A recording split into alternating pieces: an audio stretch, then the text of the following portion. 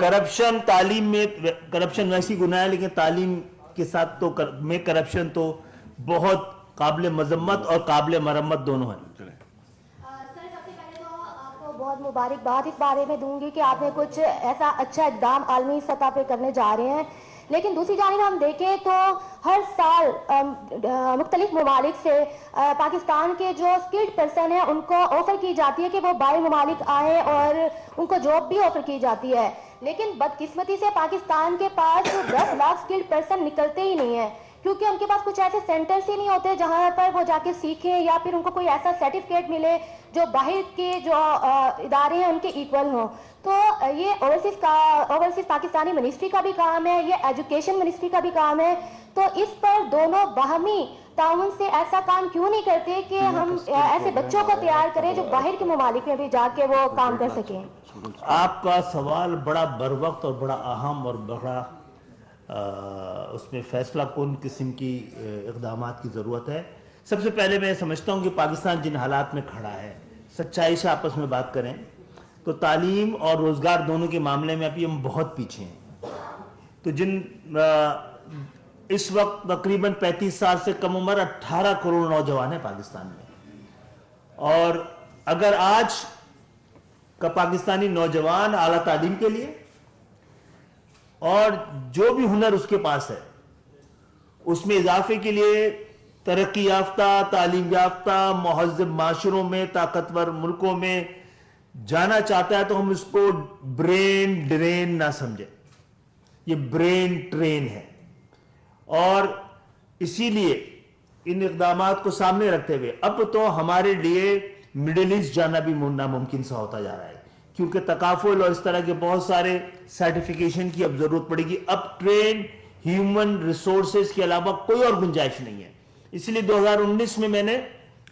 Fun land سے 2 لاکھ بچوں کی ٹریننگ کا پروگرام آئی ٹی میں اس کا معاہدہ کیا تھا، جو اس وقت کی حکومت نے کسی بھی وجہ سے اس کی اپروول نہیں دی۔ یہی مسئلے کا حل ہے۔ وزیر اعظم پاکستان نے 15,000 ارب روپے کا ایک ہنگامی پروگرام علم نافع کے لیے، جو کہ آپ کو ہنر سکھائے گی، آپ کو تعلیم اور خاص طور پہ اخلاقی تعلیم کے ساتھ ہنر سکھائے گی،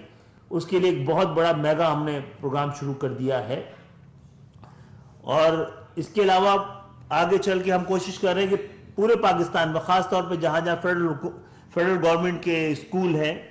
وہاں 10% اسکولوں میں تو ہم ٹیک میٹرک، ٹیک مڈل اور ٹیک انٹر کا آغاز کریں، اسٹیم پروگرام کا، جس میں سائنس، ٹیکنالوجی، انجینئرنگ اور میتھ ہو، تاکہ ہم ایک نئے رجحان کے ساتھ آگے بڑھیں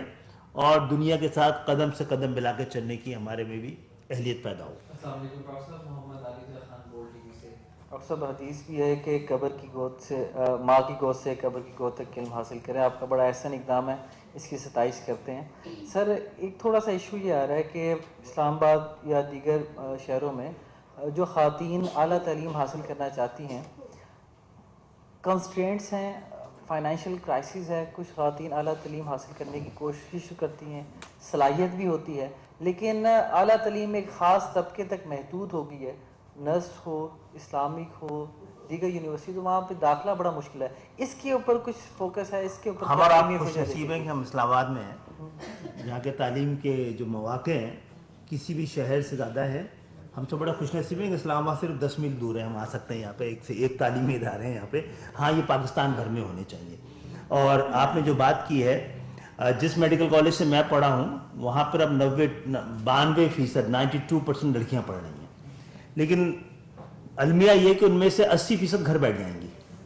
تو ہمیں صرف تعلیمی اداروں میں ان کی گنجائش نہیں بنانی ہے۔ میں آپ کے سوال کے ذریعے تمام ماؤں سے، والدین سے، ساسوں سے اور شوہروں سے درخواست کرنا چاہوں گا کہ اگر پاکستان نے، ریاست نے، مملکت نے آپ کی بچی کو اسٹیتھوسکوپ پکڑنے، قلم تھامنے، نشتر چلانے کی تربیت دی ہے اور سلیقہ دیا ہے، حوصلہ دیا ہے، تعلیم دی ہے، تو آپ چمٹا ضرور پکڑائیں، لیکن ان کو یہ کام بھی کرنے دیں، ورنہ بہت بڑا قومی نقصان ہوگا۔ کیا